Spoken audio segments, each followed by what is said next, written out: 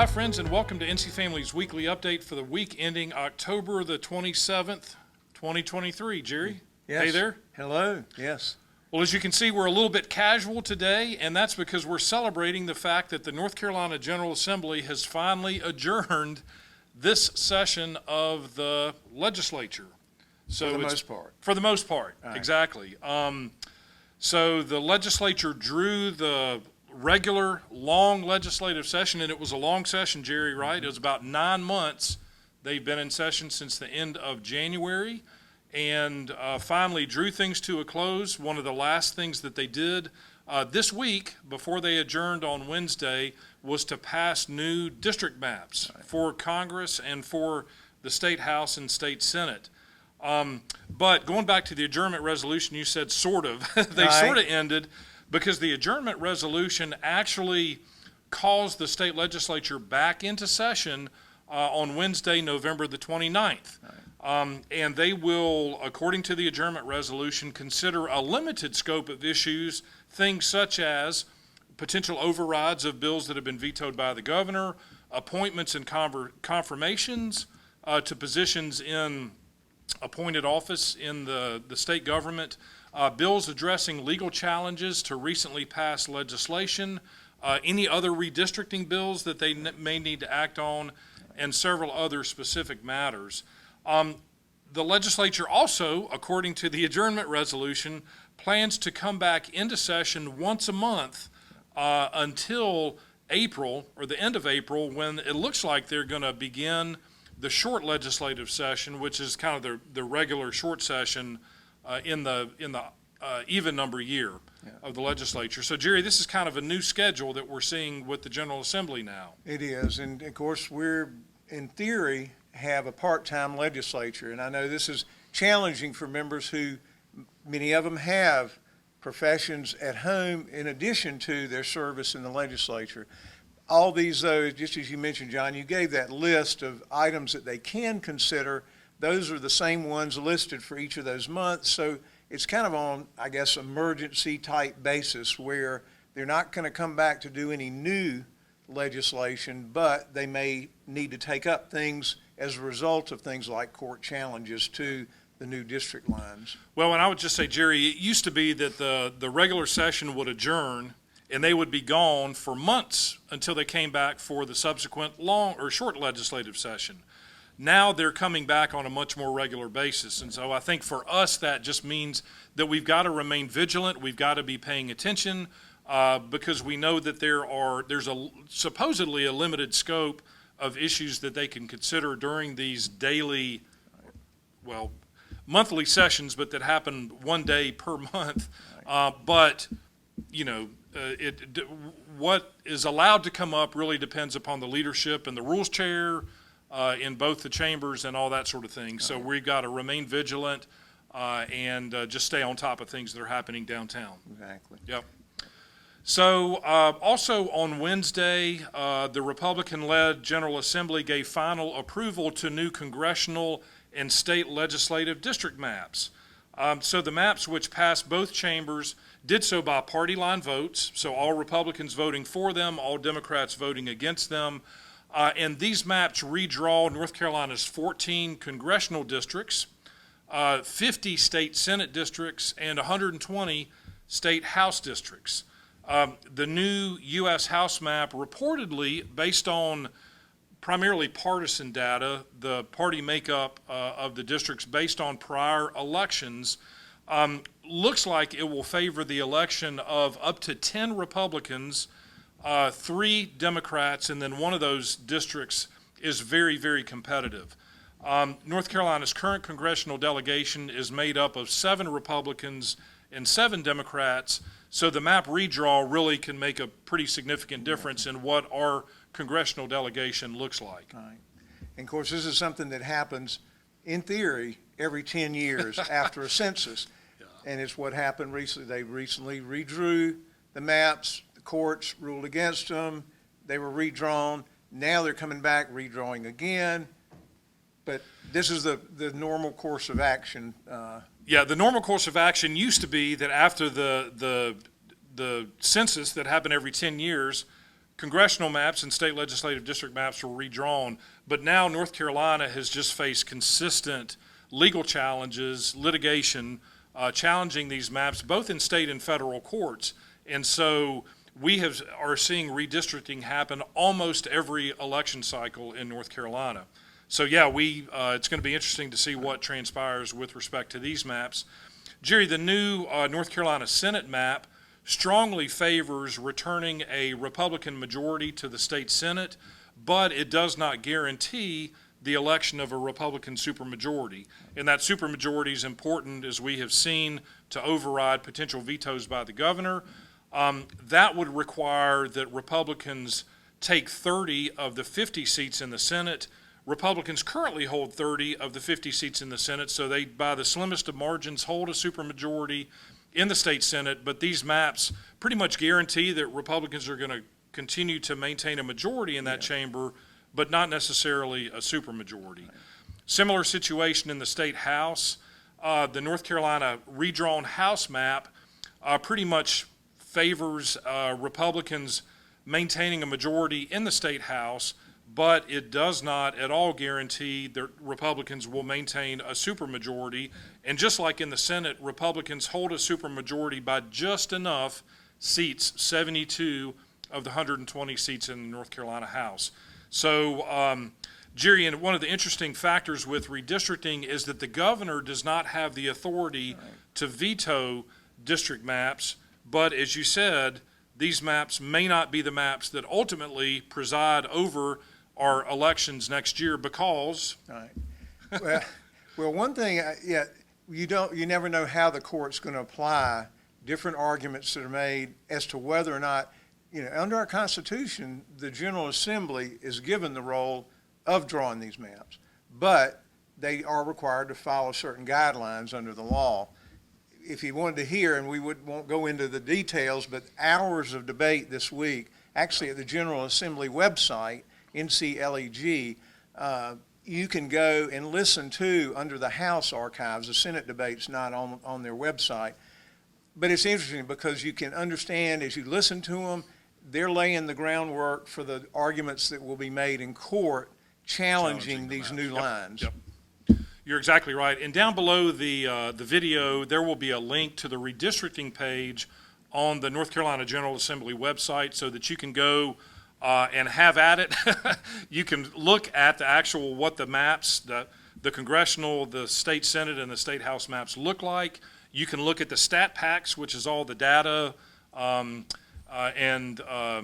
statistics that support the maps, and enjoy that to your heart's content. But there's a lot of information there. Clearly, the redrawing of these maps will likely have a pretty significant impact on what the makeup of the legislature and even our U.S. Congress looks like next year. Because if North Carolina brings, 3 or 4 more Republican members to the House that currently Republicans hold a very slim margin in the U.S. House, that can make a big difference there too. So a lot riding on these maps, but like Jerry said, we're likely to see these maps challenged both in state and potentially federal court. So we'll see what happens with that.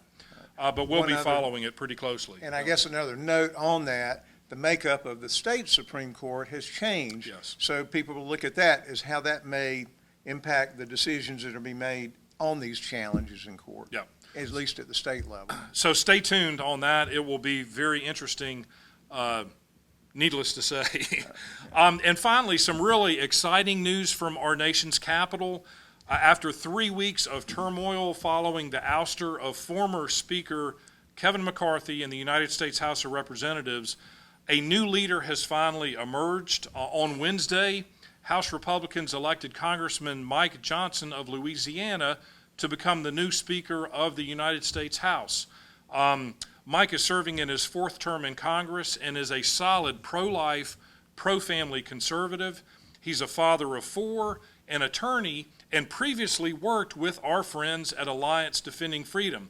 So he has a very extensive knowledge about and heart for the sanctity of human life, religious liberty, parental rights, school choice, so many of those values that we hold so dear. And in fact, Mike is a personal friend.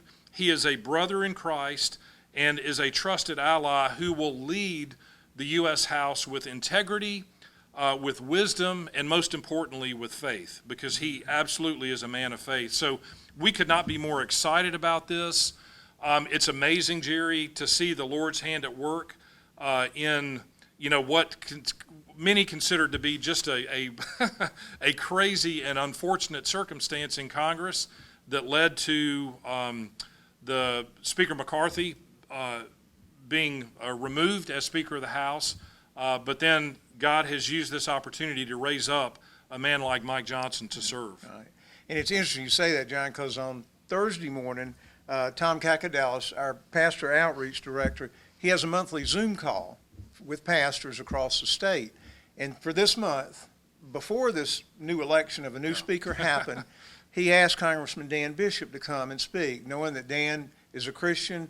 He understands policy, the political aspects, but he also sees things from a Christian biblical perspective.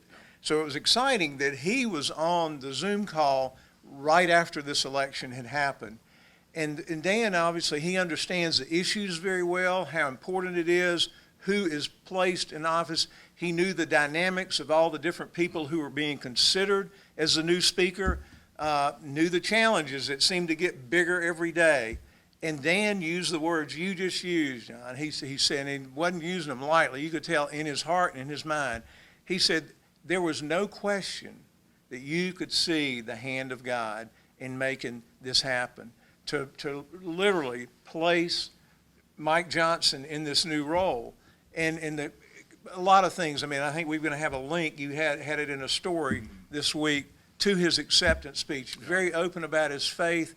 But the amazing thing, and I think he represents, we've talked about this before, we all say the issues are important. And as John said, Mike Johnson has helped on the issues there in Congress. He helped legally, helped here in North Carolina years ago on important issues like religious liberty and sanctity of life. But I think at the top of the list is his witness. And this is what Dan said.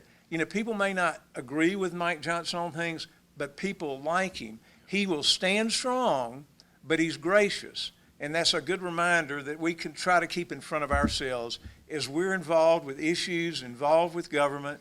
We want to be strong voices, but we want to reflect Christ in us. So people hear God's grace, they hear truth, and it's only God can put those things together. And Dan saw that God's hand was at work in placing Mike Johnson in this role as Speaker of the House. Yeah, God does call his believers to be ambassadors for Christ in their areas of influence, and Mike Johnson has been an ambassador for Christ in a number of different areas, and now in this top role in the United States House of Representatives. So we are so grateful, so thankful for God raising him up for such a time as this, with all the turmoil that's happening in our country, with all the turmoil that's happening around the world.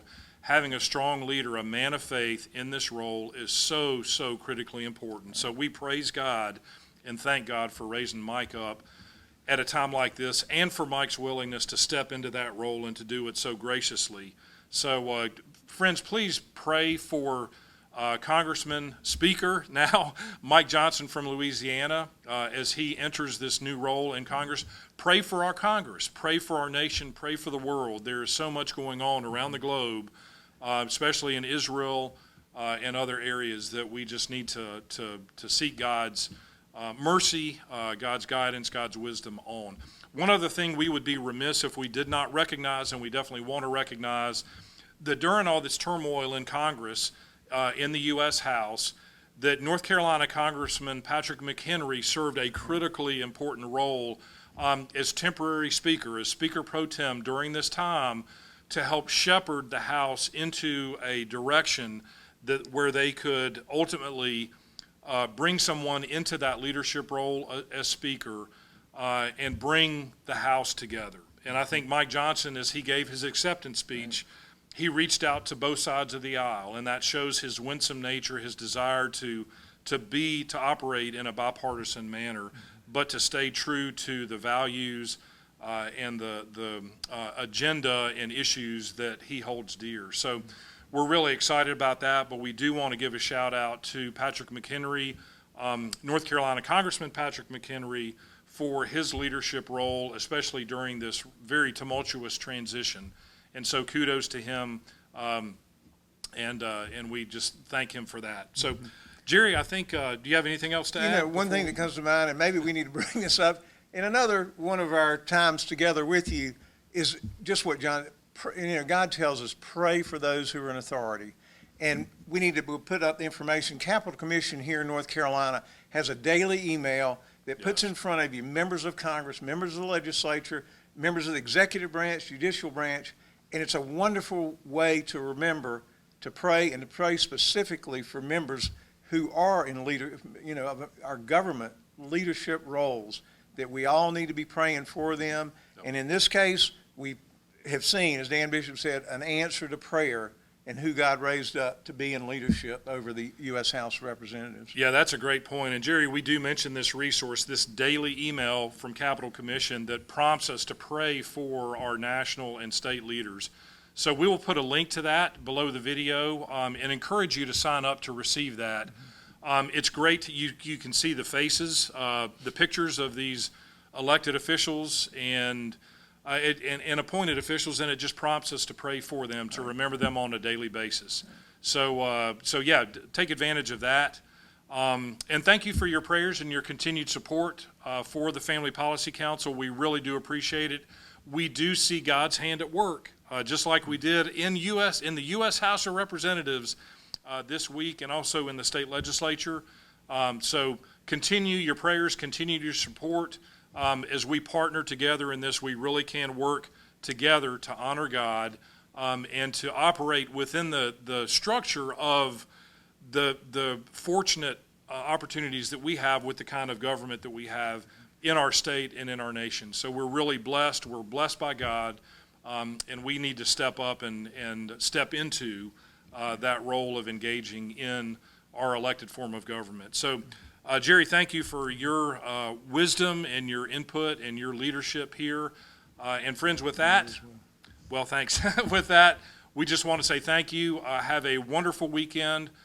We will plan to see you next week, and we pray God's blessings over you and your family. Thanks so much.